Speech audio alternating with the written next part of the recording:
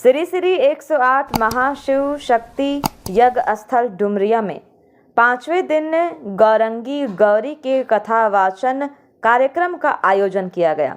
इस अवसर पर सर्वप्रथम यज्ञ समिति के अध्यक्ष विजय कुमार बलियासे, अध्यक्ष उज्जवल बलियासे श्री राम कथा के 5वें दिन पंडित गौरंगी गौरी ने भगवान श्री राम के जन्म, उपनयन, संस्कार, विवाह, सीता स्वयंवर के साथ धनुष भंग, परशुराम लक्ष्मण संवाद एवं श्री राम विवाह के रोचक प्रसंगों से श्रोताओं को भाव विभोर कर दिया।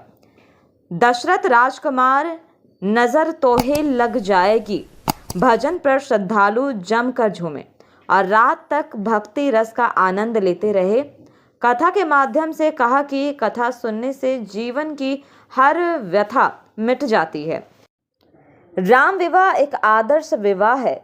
तुलसीदास ने राजा दशरथ, राजा जनक, राम व सीता की तुलना करते हुए कहा कि ऐसा समधी, ऐसा नगर, ऐसा दूल्हा, ऐसी दुल्हन की तीनों लोक में कोई बराबरी नहीं हो सकती है।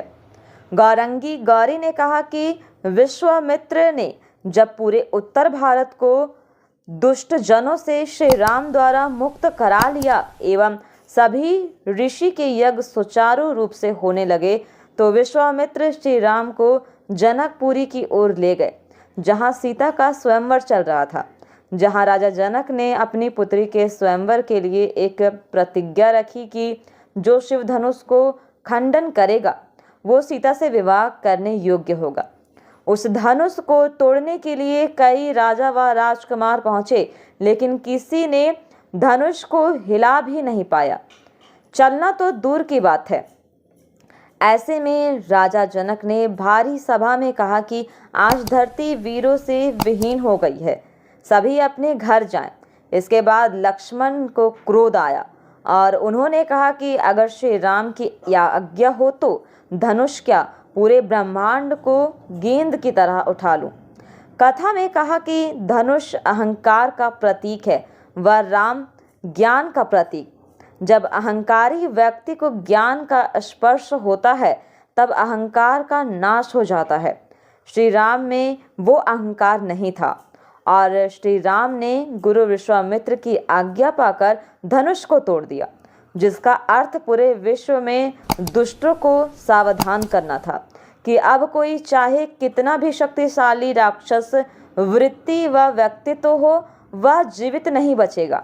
धनुष टूटने का पता चलने पर परशुराम का स्वयंवर सभा में आना एवं श्री राम लक्ष्मण से तर्क वितर्क करके संतुष्ट होना कि श्री राम पूरे विश्व का कल्याण करने में सक्षम है।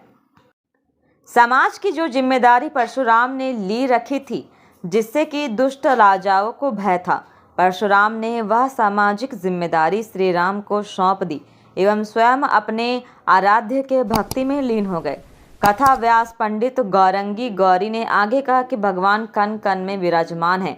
अगर हम समाज में दीन दुखियों, वनवासियों, आदिवासियों के कष्ट दूर करते हैं, उस संगठित शक्ति के द्वारा ही समाज में व्याप्त बुराइयों को दूर किए। इसी कारण से श्री राम भगवान कहलाएं। ठीक उसी प्रकार आज भी समाज में व्याप्त बुराइयों को अच्छे लोग संगठित होकर ही दूर कर सकते हैं।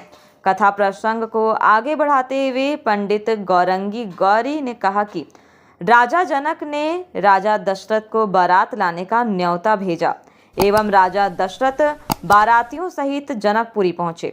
बारात में शामिल उपस्थित श्रोता जनसमूह खूब भावपूर्ण नाचे गाए।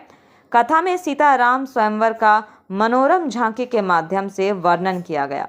इस अवसर पर यज्ञ समिति के कोषाध्यक्ष मुकेश बलियासे, चांदमणि बलियासे सहित समिति के विभिन्न सदस्य कार्यकर्ता मौके पर उपस्थित थे।